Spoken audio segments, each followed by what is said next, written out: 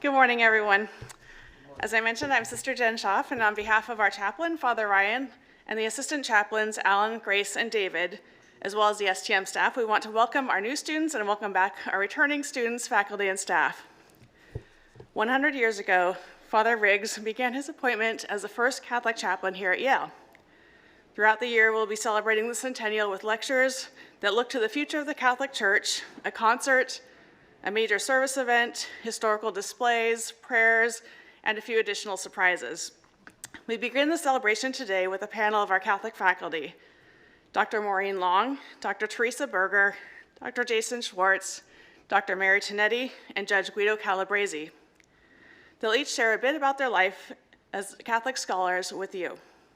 Following the panel discussion, we encourage you to meet our faculty and the other students in the dining hall over lunch. And so with that, I turn it over to Dr. Maureen Long. Excellent. Oh my gosh. Thank you. Thanks. It is absolutely fabulous to see you all. Welcome to those of you who knew, welcome back. And I'm really psyched to have a chance to just take 10 minutes and tell you a little bit about me and my work here. I have PowerPoint. I'm a scientist, so we always have PowerPoint. So just first a little bit by way of introduction. As Sister Jen said, my name is Maureen Long.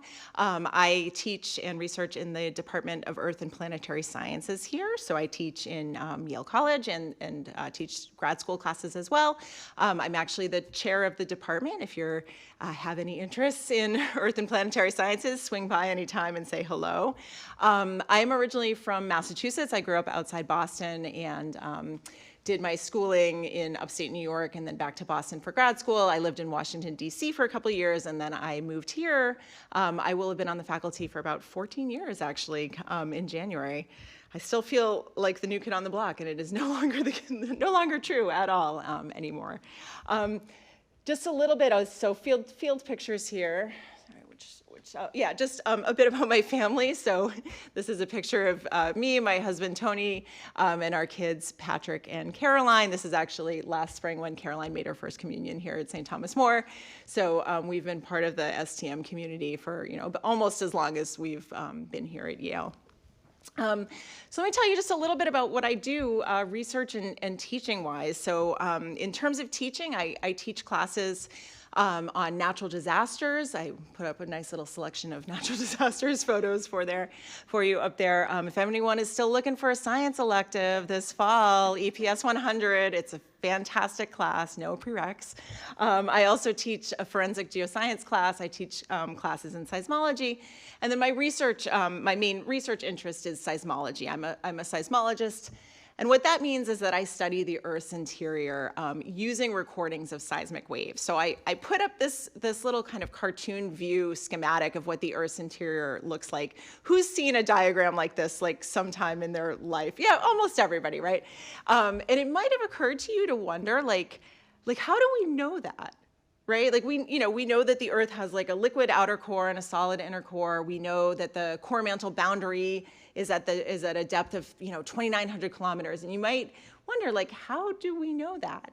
And one of the answers, there are a few different ways that we study the Earth's interior, but one of the big ones is through seismology. So the idea is that seismic waves from earthquakes sample the Earth's interior and give us clues as to what the Earth's interior looks like. And so that's kind of my job, is to figure out what's the structure and dynamics of the Earth's deep interior. We can't go there, we can't drill that far, but seismic waves sample it. So this is just another illustration of that. This is actually, is this a? Oh, yeah, you do have a pointer. So this is, sorry, I'm making you all turn around, but it's worth it. It's totally cool. So this is a diagram of an earthquake. This is actually from an actual earthquake, the Northridge earthquake in the greater LA area. And the idea is you have an earthquake anywhere on Earth, the seismic waves go down through the Earth's interior. Some of them go through the core, some of them go through the mantle, some of them known as surface waves go along here. And what happens is each of these waves makes the ground move, right? So like you drop a pebble in the pond and the waves go out, same thing happens with seismic waves. And then each of these is a seismogram at a seismic station at different points along the globe, and this is actual data. And each of these wiggles that you see is a different type of seismic wave hitting the station. And so my job as a seismologist is to take all these wiggles and turn that into insights about how the Earth's interior works. And if you get me started, I could talk about this for like hours, but I know I have 10 minutes. So some of the things that we can do, just as in the medical field, you might make a CT scan of the inside of a person's body or inside of their brain. We can actually do something really similar with seismic waves. And we can make effectively CT scans, they're called seismic tomography models, of the inside of the Earth. And we can learn a lot about how continents are put together, how plate tectonics works, all kinds of fundamental things about our planet that are really important for us if we want to do things like prepare for and mitigate natural disasters. So this is what I do all day. Fun fact for this audience, actually, seismology is sometimes known as the Jesuit science. There's actually a really terrific tradition of contributions from Jesuits to the science of seismology. So one of these came from the idea, of course, Jesuits do a lot of missionary work and established observatories all around the world. And some of the early networks, seismic networks, were actually were established by Jesuits. It's true in the US as well. So the early Jesuit Seismological Association put together one of the early seismic networks in the US. And there's a very famous Jesuit priest and scientist who was he was the president of the American Geophysical Union and of the Seismological Society of America. And actually the major prestigious early career award in my field, in earth sciences in general, is given by the American Geophysical Union, and it's named after Father McIlwain, who was a Jesuit seismologist. So fun tidbit for this audience. One of my current projects, I'm going to wrap up, I know we only have a few minutes, is I'm actually doing a lot of work in New England right now. So I'm very interested in the structure of the crust and mantle beneath New England. I don't know if you all know this. We have amazing geology around here. I know when people, you think of like the Grand Canyon or Iceland, places that have amazing geology. We have amazing world-class geology right here in New England. And so this is a picture of me and a bunch of my students and postdocs. We're installing a station at Mount Kearsarge in New Hampshire, and I've been working over several years to put a bunch of seismic networks here in New England to study the structure of the crust and mantle. Okay, so that's a little bit about what I do. I couldn't resist, sorry. This is one of my, hot off the press, one of my fantastic PhD students has been working on making this super detailed image of here's the base of the crust. We have all these features down in there, and if you're interested in learning more about this image, come and I will talk your ear off about it. But it's very cool. If you have any questions or want to chat about any of this, any of my work, come find me after the panel, and I'll be happy to chat with you. So thanks very much. I'm looking forward to meeting many of you.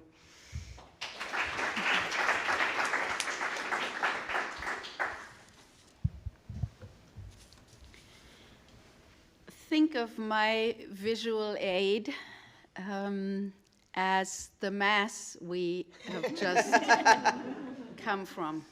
And the beauty of it is that it's a visual aid in motion, including all sensory perceptions. My name is Teresa Berger. I teach liturgical studies at Yale Divinity School and the Institute of Sacred Music. And a slice of my teaching is also dedicated to Catholic theology. And my chair is named after Tom Golden, who also gifted St. Thomas More with the beautiful golden center we are in.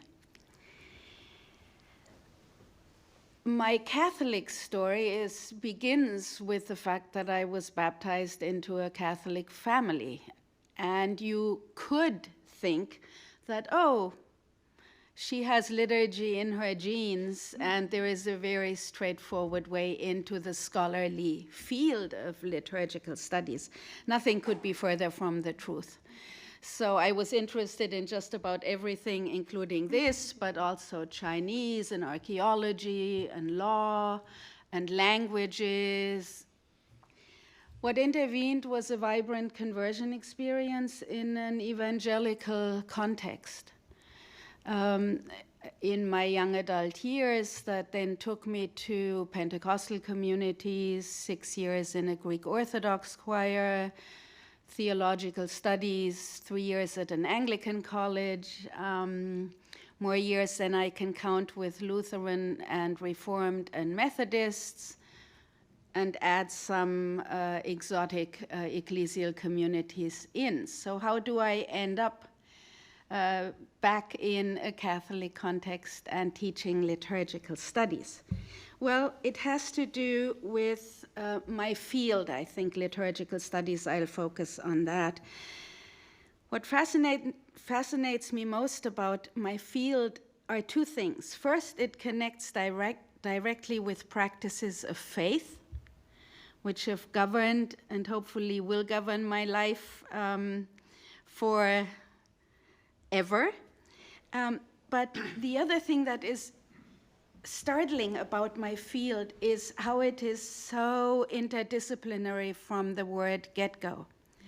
So it is shaped essentially by three different trajectories. They interplay. Historical investigation, we ask what happened in the last 2,000 years and across different cultural contexts and ecclesial traditions. The second one is really a theological line of inquiry. It distinguishes what I teach from ritual studies classes that you might have encountered in non-divinity school contexts. And the theological angle of my scholarly field really asks about the God-sustained truth in our practices of worship. That's a complicated endeavor. And then the third part is, in a sense, easier. It's a practice-oriented approach. Can we do what we do better? What is lacking in our practices? Why do we do what we do? And that kind of line of inquiry. So that sounds as if we have three bins that we work with, but really we work with a gazillion bins because we draw on almost any imaginable discipline under the sun. So not only biblical studies. The Bible is the most important liturgical book. I need that. I need historical tools. I need theological tools. I need the social sciences, sociology, performance studies. I need musicology, because part of liturgy is, yay, singing. I need visual arts and art history. And I actually intersect with what Maureen talked about, not I, but I have a colleague right now whose dissertation was on ritual responses to earthquakes in Byzantium. So he's actually teaching a course on disaster rituals that include historical liturgical responses to earthquakes. So if you want a discipline and a scholarly field that lets you do everything, enter liturgical studies. I guess we'll all be trying to convince everybody.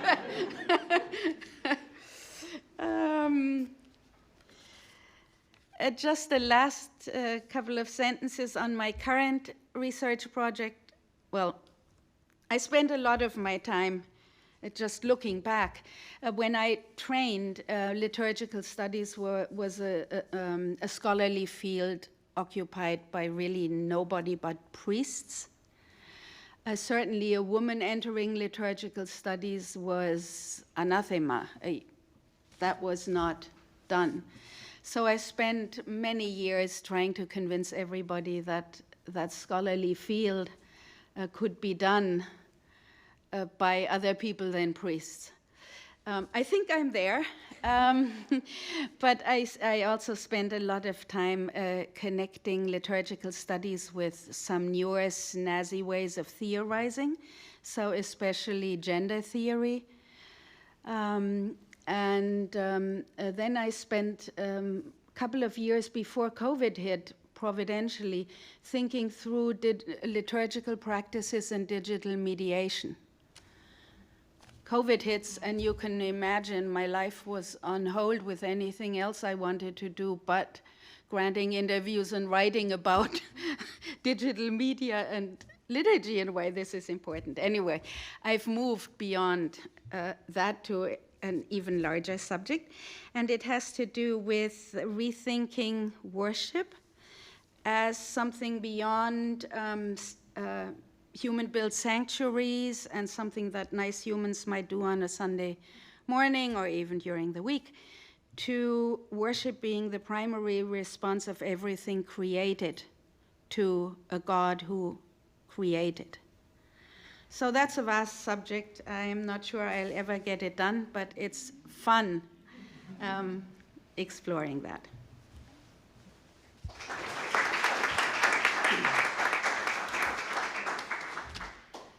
Good morning, everyone. It's great to be here, an honor to be here with my colleagues and friends. My name's Jason Schwartz. I am an associate professor here at the School of Public Health at Yale in the Health Policy and Management Department.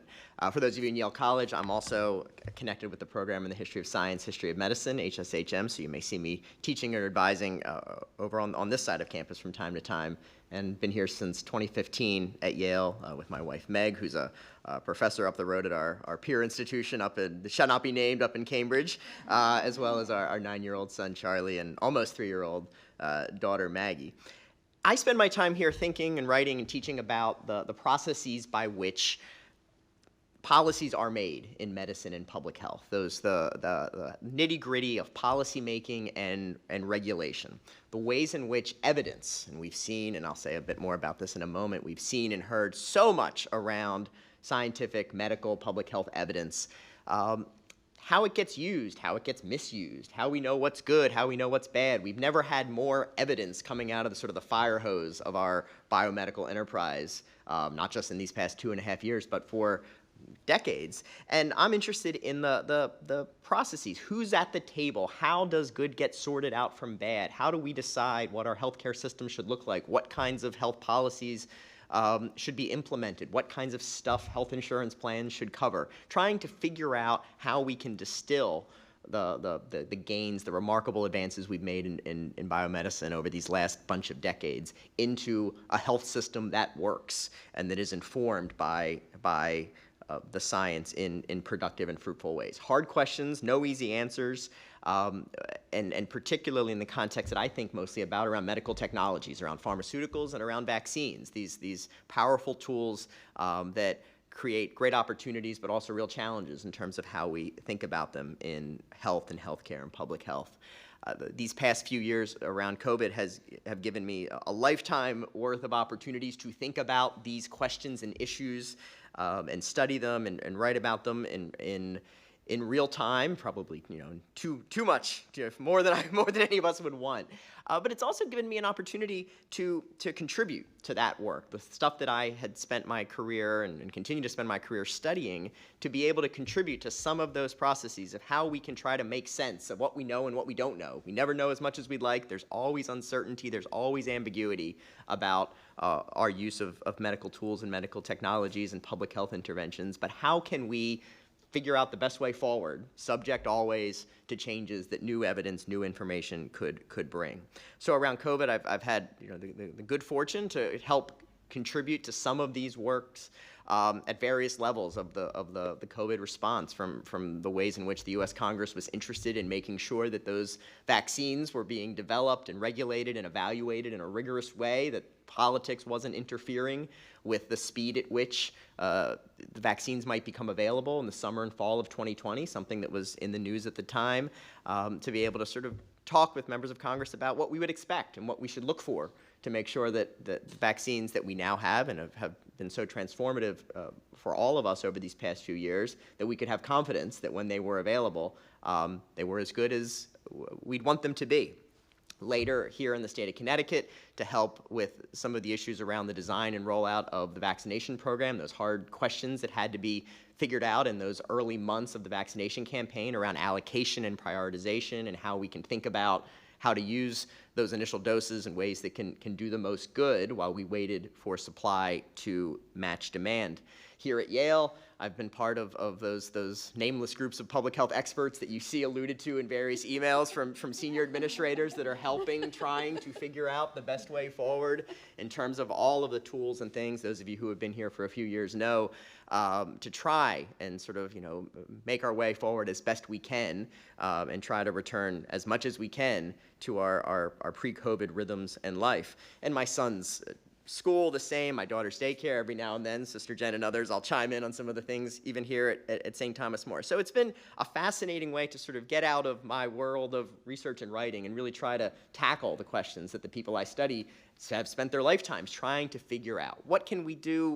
We don't know as much as we'd like. Sometimes the stuff points in different directions, but how can we make the best assessments to protect the public health, promote the health of individuals and communities? And that's ultimately where my work focuses. And that's really what public health is all about, right? Public health is about generating knowledge and putting that knowledge to work. It's not just about writing papers and writing grants as much as sometimes the rhythms of all of us who work in universities focus on that, but it's putting that knowledge and that evidence to service of promoting the health of populations. And really, as I try to connect the work that I do to my faith and being part of this community, that essence and that ethos of public health is really so consistent with so much of Catholic social teaching, the stuff that the Jesuits who taught me in high school, taught me, the stuff that the church has taught all of us, right, for centuries since the very beginning, to help advocate, to speak for the poor, the marginalized, the folks who are often left behind by all of these amazing advances we have in health and healthcare. And nonetheless, we see here in New Haven, here in the United States, here around the world, vast inequities in terms of the kinds of healthcare that we are able to deliver, the kinds of health statuses that we see, the kinds of health outcomes that exist even, again, depending on one zip code here in our city, let alone elsewhere. And that public health's mission, and it really is seen as a mission, is to fight to ensure that we get the kind of evidence and the kind of action that can help promote a world in which those gaps, those divides, those disparities and inequities, at the very least, don't get wider, but we all hope to try and narrow them. And that's sort of what's baked in under the work that all of us do in public health, is trying to share those benefits with a particular attention to those who have not reaped these remarkable gains that we see in healthcare over the last bunch of years. I'll say, and I forgot what time I started, so it's just going to be a crapshoot to know what 10 to 15 minutes look like, but let's just run with it. Public health and health policy are not at all where I thought I was going to be, as I sit here now as a almost 41-year-old. When I was in your shoes, I was a classics major heading to medical school, spent a couple years in med school, didn't love that and have the debt to show for that learning experience even 20 years later. Did some work in medical ethics and did a PhD in the history of science and medicine, all of which was sort of circling around what ultimately has become my work these days in various angles and threads. But I don't think it's an exaggeration to say that this work that I'm thinking about now feels right. It fits right and is no doubt, I think, shaped in large part by my upbringing, by the experiences I've had along the way, as well as the role that faith has played in the kinds of things that matter most deeply to me. I'll say, like Maureen, I've been sort of part of this community for almost as long as I've been here at Yale, and it's really been such a valuable and I think rewarding part of my family's life here at Yale, and has helped sort of bring my faith forward in ways that I think I probably hadn't had. It had been there, but it's brought to the foreground in ways that I think are more prominent than certainly it had been in many years. As all of us, some of you are on the front end of it, I'm on the backside of it in our 20s and 30s, one needs to be often work a little harder to keep faith central to our life. I went to Catholic school for 12 years. Before I went to college, I went to another peer institution in New Jersey where I didn't have a non-Catholic friend until I started college, not even a Protestant, let alone anyone of a broader faith tradition than the Catholics that I knew growing up. And, having the importance of a community like this one, or when those of you, leave Yale, which will happen in some time, to find, communities to share in that is such an important part and not as easy as for those of us that are baptized as infants and raised in the church and spend lots of years in Catholic universities or Catholic schools before going to universities like this one, which are incredible, surrounded by brilliant people, guided by reason, but for many, faith and spirituality and religion is not often, or in many cases, maybe not as central a part of the broader community's lives, or sometimes viewed with apathy. And I think places like STM and its peers can help show that there is absolutely room in these sorts of communities, guided and driven by the search for reason and truth, that there's room for faith, that caring and nurturing for one aspect of that can help us think more richly about the other, and that's powerful when we can try to find ways to combine those pursuits and combine those aspects of all of our lives. And I think we're really, really lucky to have this community here, all of us, and as 100 years of our predecessors have had in one shape or another, to help us on that journey, to help us bring all of us together, faculty, staff, and students alike, to help us think about the work that we do outside the center, the work we do in our lives in the classroom, in the playing fields, and the art centers, and the stage, and to help us sort of go forward in ways in which we can learn how one shapes the other. And I've really appreciated the ways that it's helped me think about that in the work that I've done over the time here that I've been at Yale. So pleasure to be here again with all of you. Look forward to meeting or reuniting after a few years of Zoom-based isolation in the time here together. So thanks very much for having me.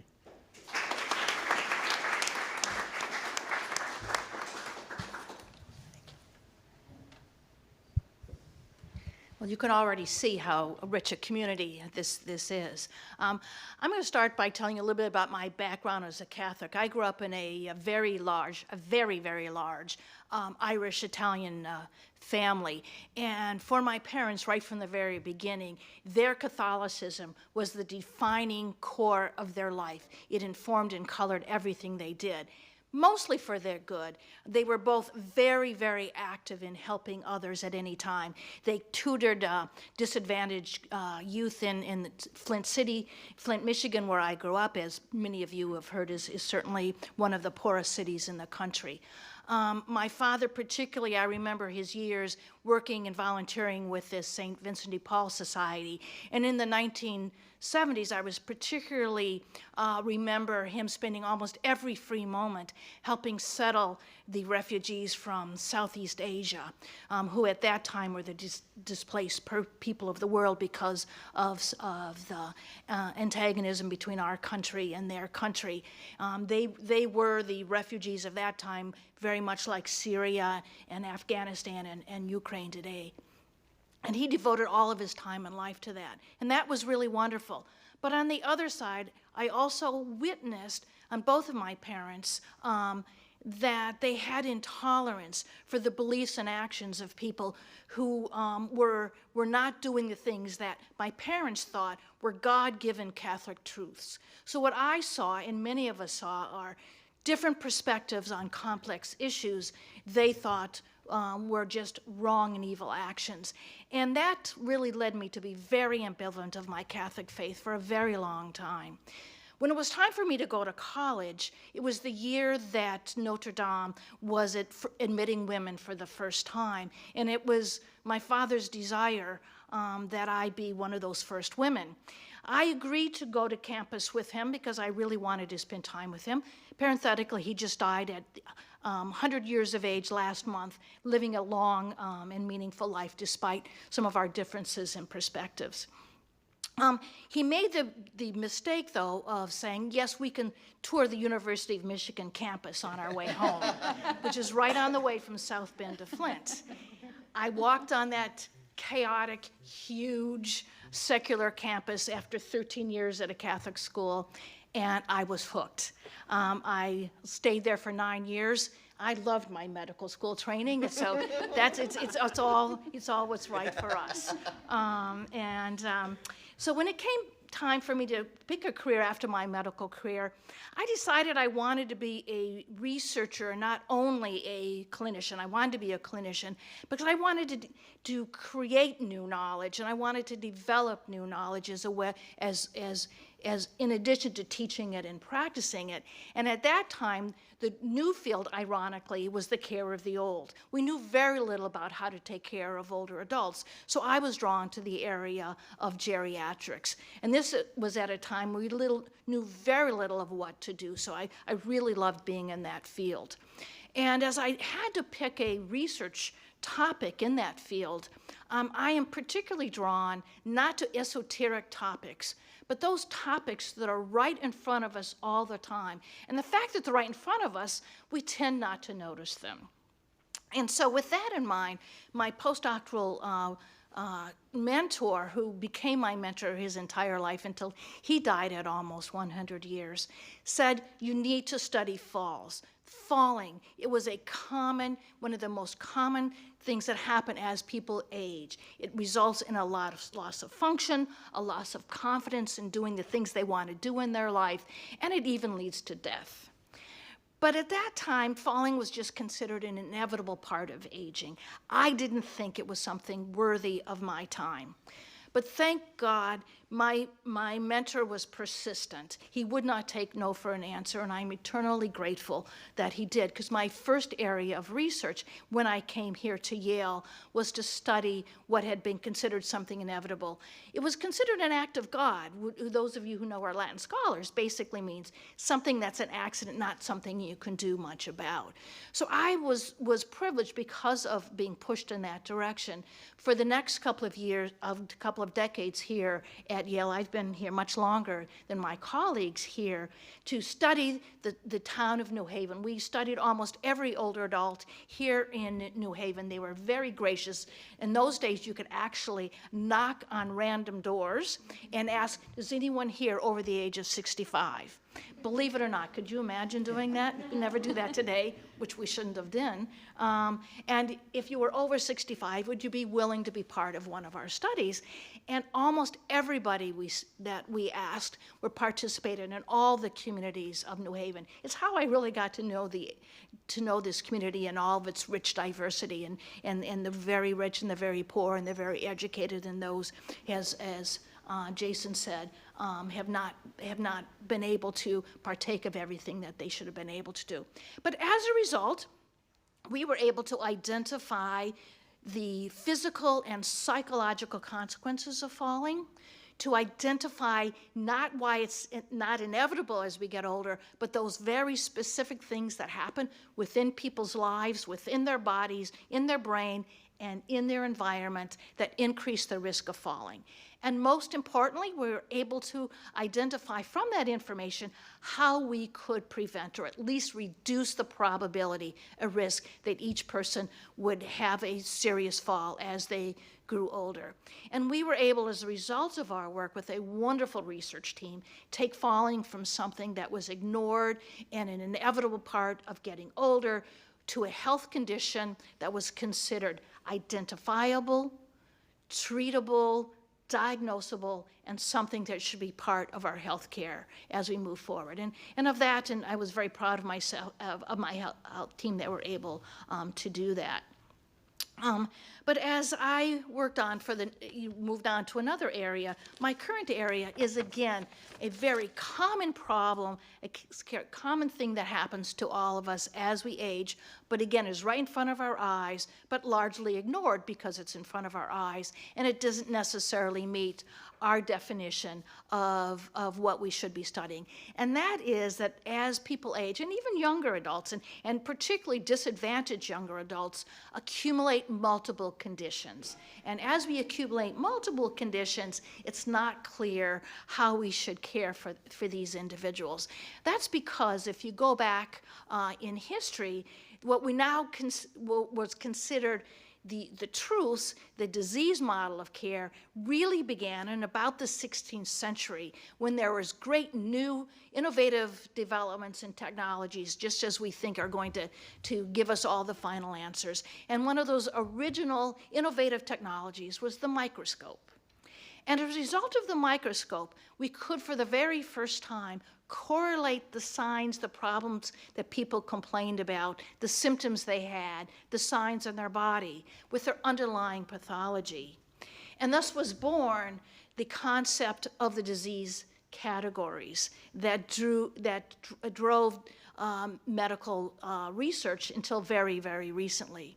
In the 17th to the 20th centuries, those sort of understandings of the pathology were combined with advances in surgery and in pharmacology to give us disease treatments. And so for the next 300 years, what we thought were truths, the disease model of care, drove everything. Basic science has largely moved away from that concept of these discrete individual diseases to understanding and studying underlying mechanisms. But research at the human level was a little slower.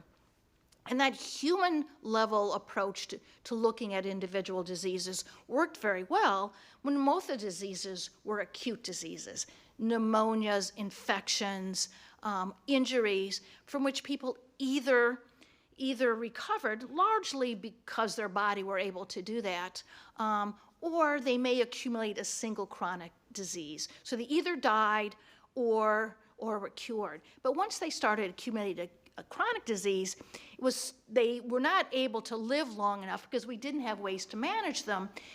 So people rarely had more than one condition. So our disease model still continued to work. It wasn't until really into the 20th century that, as largely sanitation, although medical science likes to take some of the credit for it, largely was sanitation, that allowed us to live long enough to resolve our acute conditions, and ironically then to accumulate the multiple conditions that occur, not always with aging, but more commonly.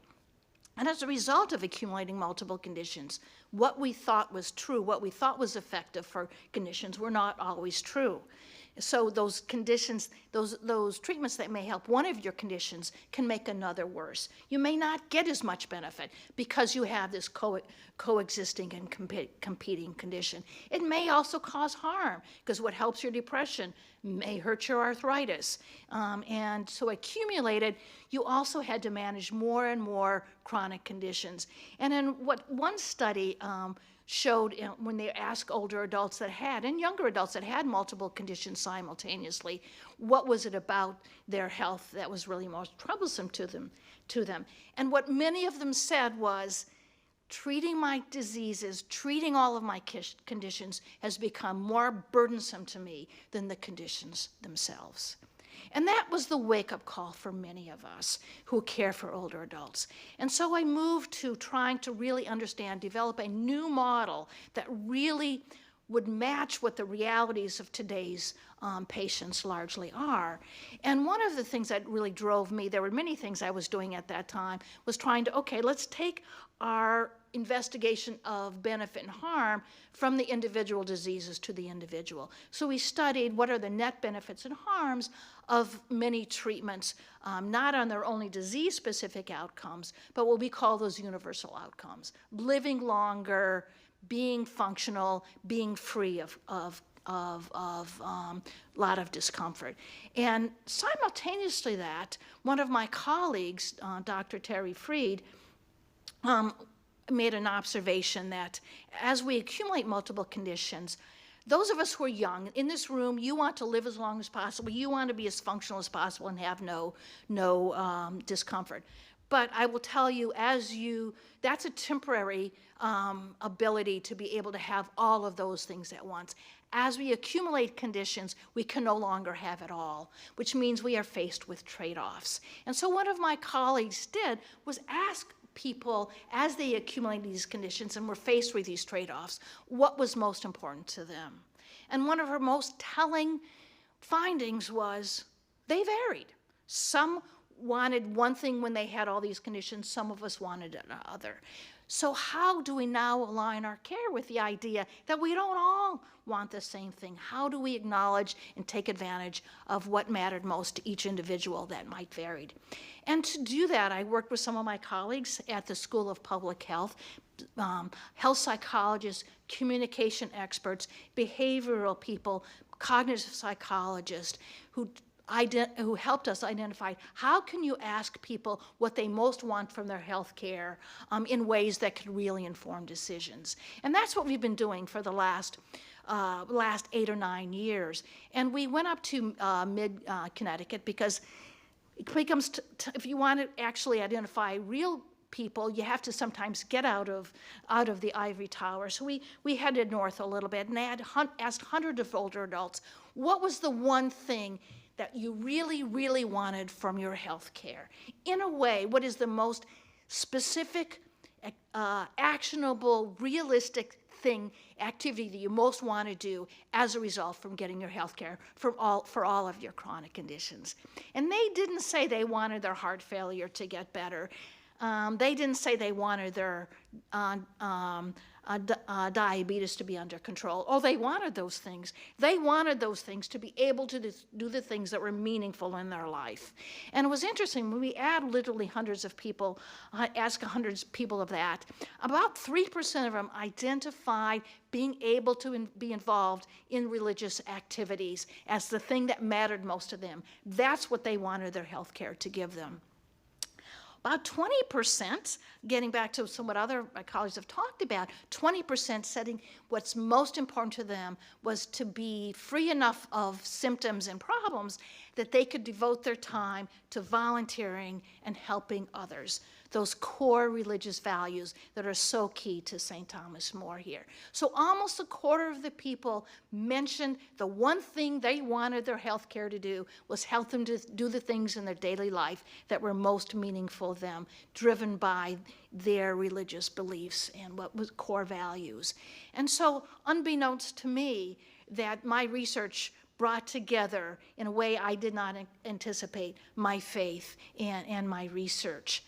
And I just want to end by saying that over the last couple of decades, I've also, in my clinical life, working with patients, have also been able to bring together in ways I wasn't in my early career, my faith and my religion. When I was younger, I felt very reticent of asking people about whether spirituality or religion were important to them. And I don't do that in a closed-ended way anymore either. I ask people who are facing difficult problems, difficult decisions, what is it or who is it that helps you? And if people identify, doesn't matter what religion it is, or it doesn't even matter if it's a religion, if there was spirituality or religion that were things that helped them get through difficult times or make difficult decisions, I now use my faith and what I have to offer with spirituality. I deploy those as interventions along with the medications that I can prescribe, the surgeries I might recommend, or the rehabilitation. So again, I've been able, and it's still a struggle, to bring all of those together. And I think no matter what field all of you choose, as you can see, in a very diverse group of fields we've all gone into, that there are challenges but opportunities of bringing those together. And I hope you're able to do that in your journey ahead, and I wish you well. Thank you.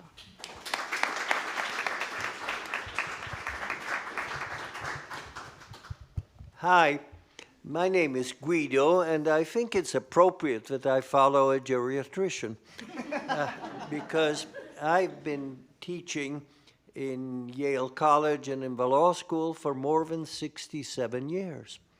I've been a dean, and for the last 28 years, I've been a federal court of appeals judge in one of the most important courts in our country, while still teaching. What has my faith done with respect to each and all of these? Because I have all these different things, I'll be hopping around a bit about what I talk about. But first, what I want to say is something that I have found over the years that is most important in teaching and in learning and in you, and that is to learn how much more complex, nuanced, and deep our religion and our faith is. I get students in the college and in the law school who still look at faith as if they were in high school. And yet in their learning, in their field, they want to go beyond that, whether it's chemistry or law or whatever, into something much deeper. And so one of the things that I have been trying to do over the years is in myself and in other people, always get our faith to be as deep and rich as we hope our own field will be. What about my teaching? Well, in my teaching, I think I have been known for almost a mantra, almost a broken record of saying to these kids who are so very bright at the Yale Law School that excellence is fine, but only if it is combined with decency, humanity, and love.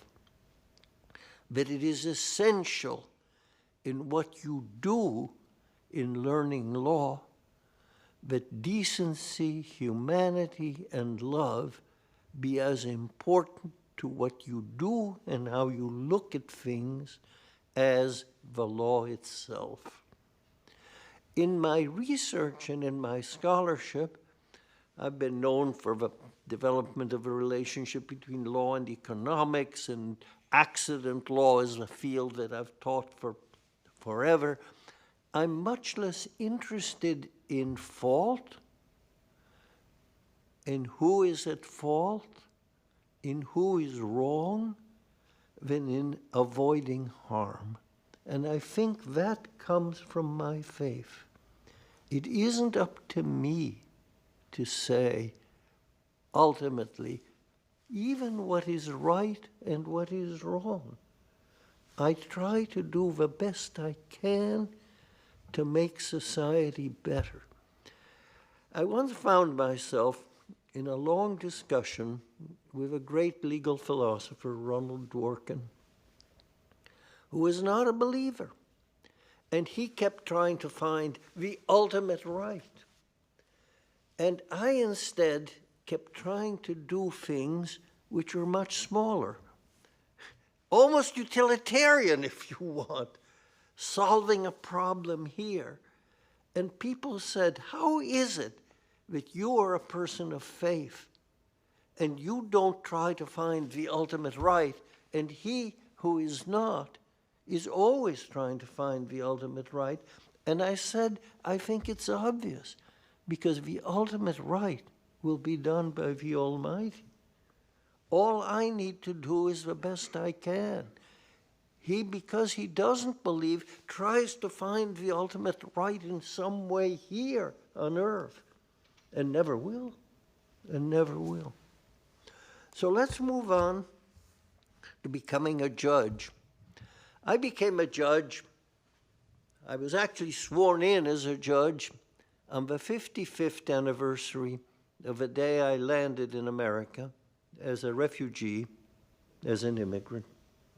I picked that day, it was close to the time, because I wanted to thank this country for what it had done for me, and at the same time say what this country had not done for any number of others, and to dedicate my time as a judge to trying to do what I could for those whom this country had not helped.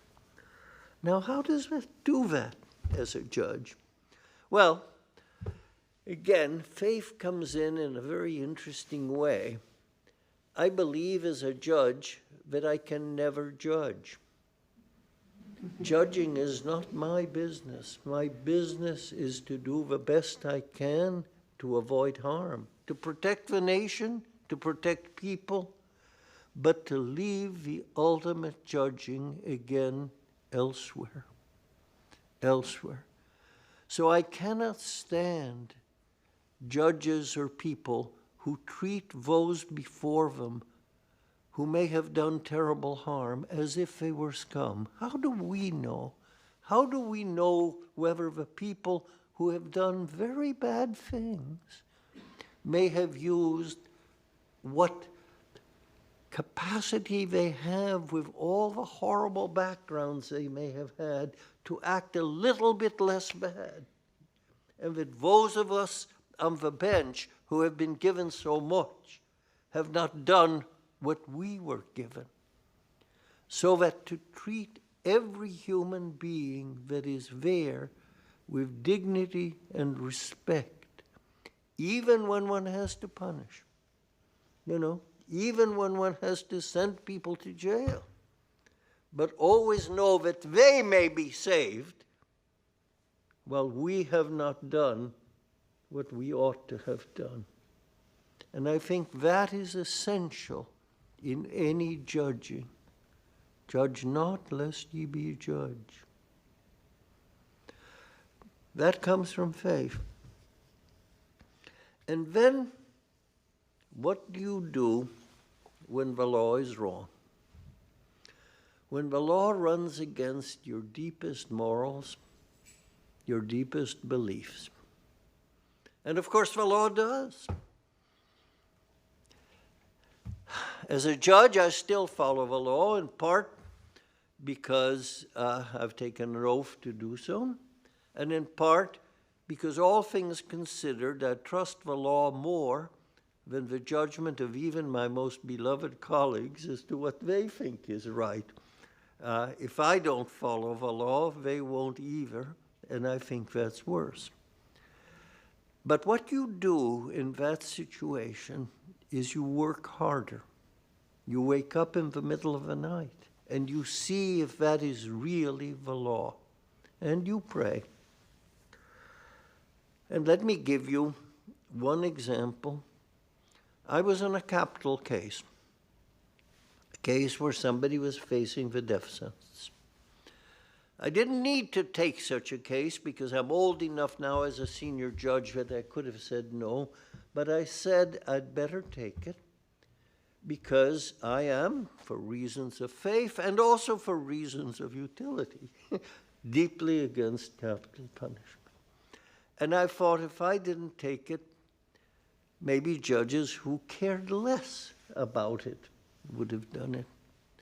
And by the way, when I was assigned that case, which took several years, I asked in the prayer of the faithful for the people in this community to pray for me in this. And what happened was that a majority of my panel, we sit in panels of 3, thought that everything had been okay, and so the person's death sentence was going to be upheld. And I worked with my law clerks and prayed, and I found what I thought was a mistake that had been made by the trial judge, because of which the death sentence was wrong. The majority judge wrote an opinion, 150 pages, and I sat out to write a dissent, and I circulated the dissent. Because, guided by my faith, I had kept looking for something that was wrong. I circulated the dissent, and to my surprise, one of the judges who was on it said, "Guido, you've convinced me." And so we went to the third judge, the one who had written 150 pages, and said, if you want to write the majority, which also upheld the conviction, so you're going to have to agree with us. And she agreed. And so the death sentence flipped.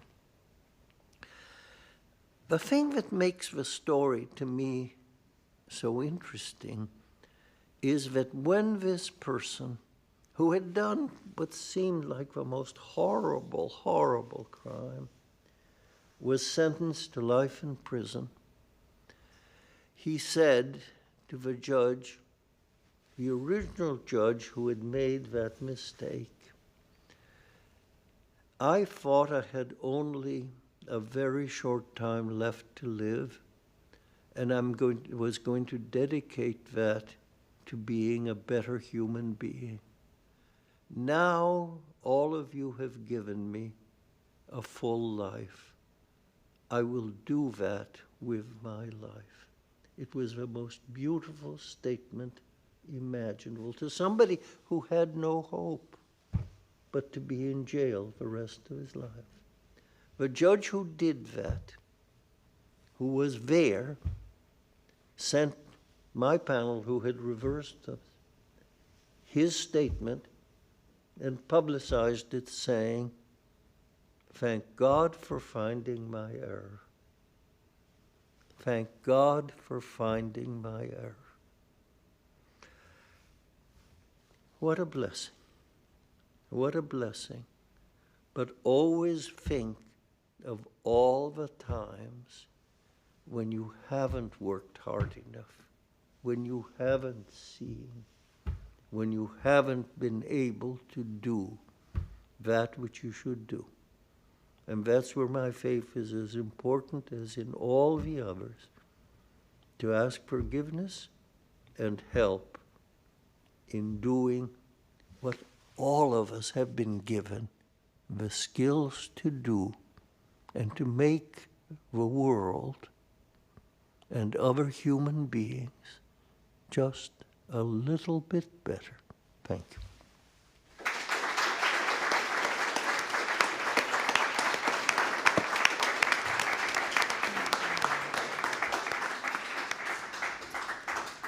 Hopefully that provided you with some inspiration and some class choices if you don't have them all figured out yet. Everybody's invited to please grab a box lunch. There are tables set up in the dining hall. There are t-shirts and information about service in the courtyard. And I know there are other faculty in the room, so if you want to wave your hand so our students can look for you as well, just as a chance to meet some of our other faculty. So thank you all, and thanks to our wonderful panel again for joining us today. And you'll hear from our other faculty throughout the year, I'm sure. Thanks for joining online as well.